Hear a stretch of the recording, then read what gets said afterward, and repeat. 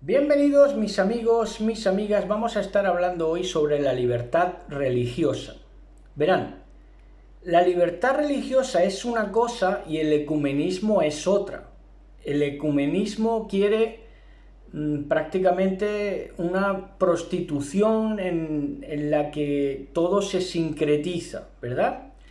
La libertad religiosa sería permitir opinión y libre pensamiento de todas las denominaciones y religiones. Es diferente. Entonces, en la libertad religiosa participa de que se cree que la libertad religiosa es dada por los católicos, porque los católicos, la Iglesia Católica promueve el ecumenismo. Claro, ahí es donde nos equivocamos, porque como he dicho, el ecumenismo es una cosa y la libertad religiosa es otra. De tal modo que precisamente la libertad religiosa no pudo desenlazarse en el mundo, no pudo concebirse en el mundo hasta que no desapareció el supremacismo de la Iglesia Católica Apostólica Romana. Esto es historia, hoy vamos a estar viendo historia, verán.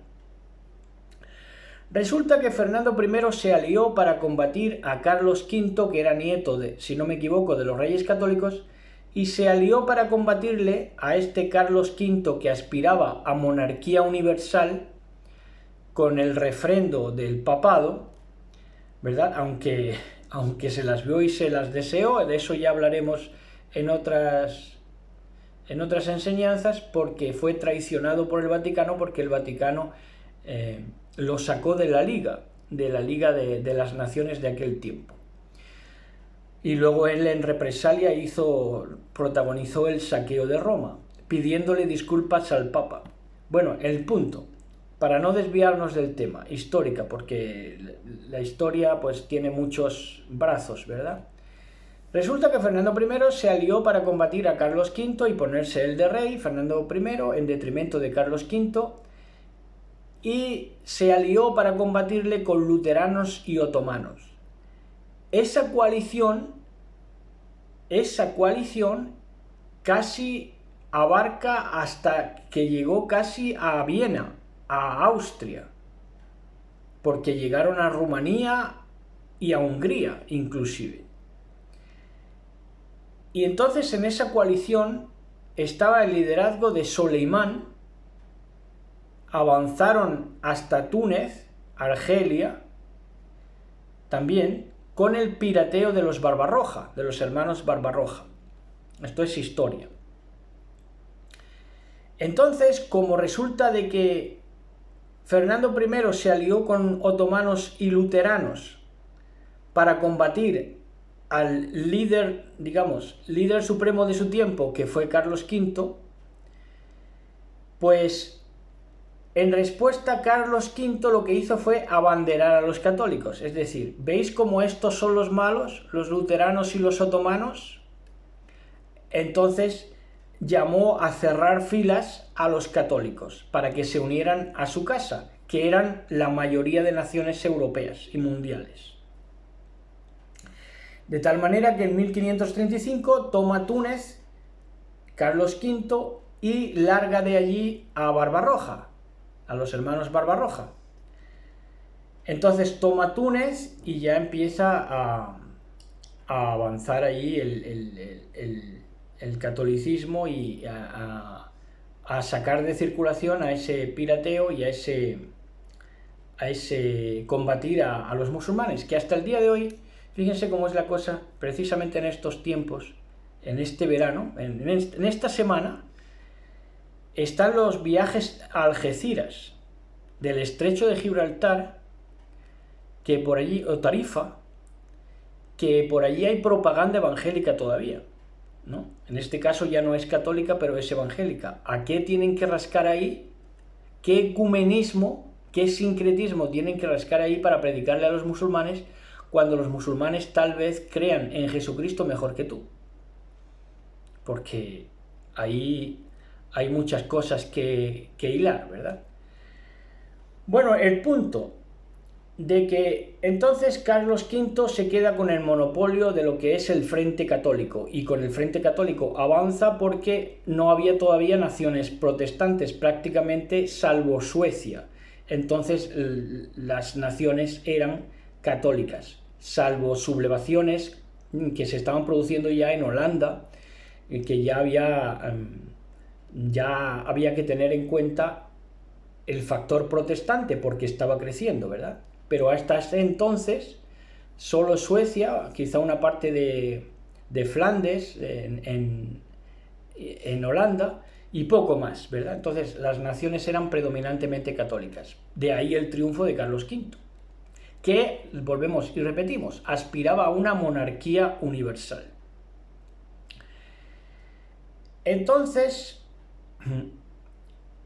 Carlos V promulgó unas dietas. ¿Para qué? Para parar al protestantismo, que se creía él en la potestad de parar, digamos, burocráticamente al protestantismo, porque ya lo hizo físicamente, militarmente, en 1535, cuando tomó Túnez y se cargó a esa coalición luterano-musulmana, y entonces promulgó las dietas.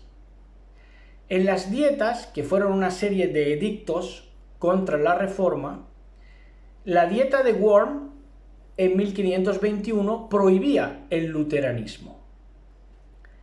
En la dieta de Spira, del 1526 a 1529, seguía prohibiendo inclusive ya no solamente el luteranismo, sino a los protestantes, ni siquiera que tuvieran voz, ¿verdad? Eso acontece hoy a otros niveles en los medios de comunicación alternativos como Internet y como este caudal que están ustedes viendo.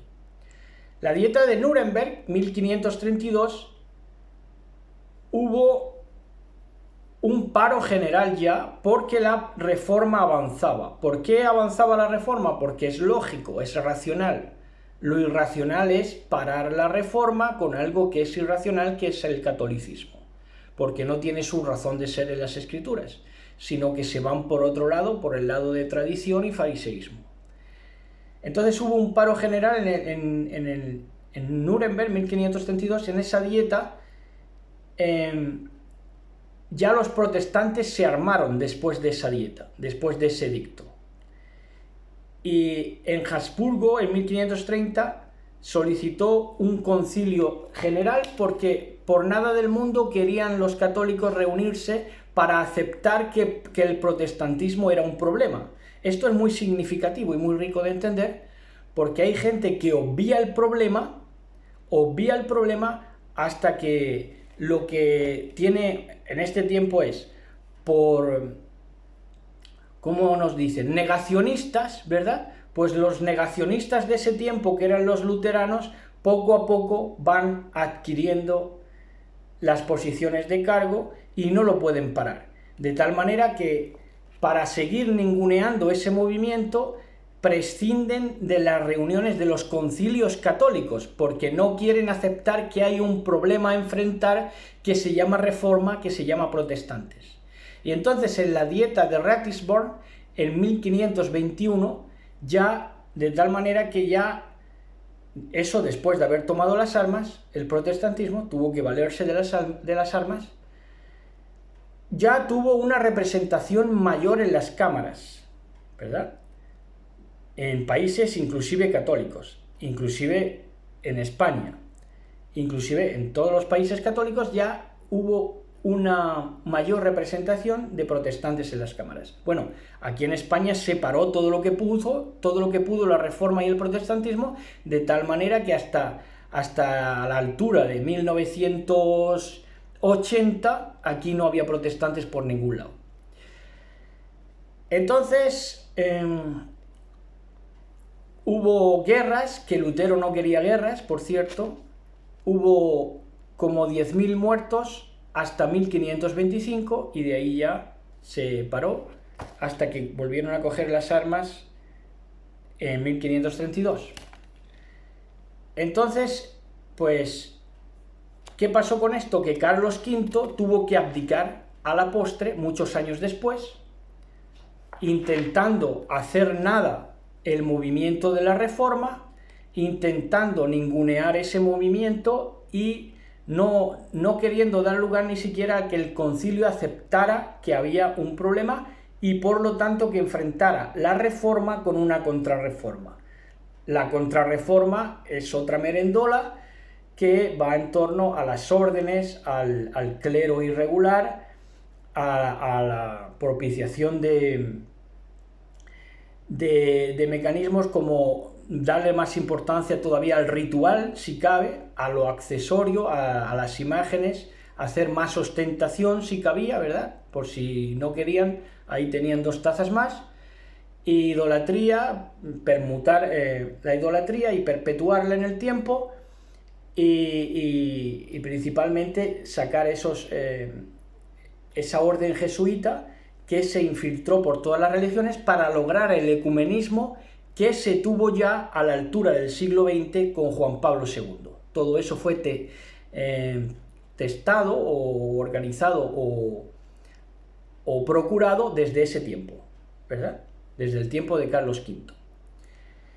Ahora, resulta que Carlos V a la postre tiene que abdicar con la paz de Habsburgo en 1555. Y ahí es donde se propugna el principio de libertad religiosa en el imperio.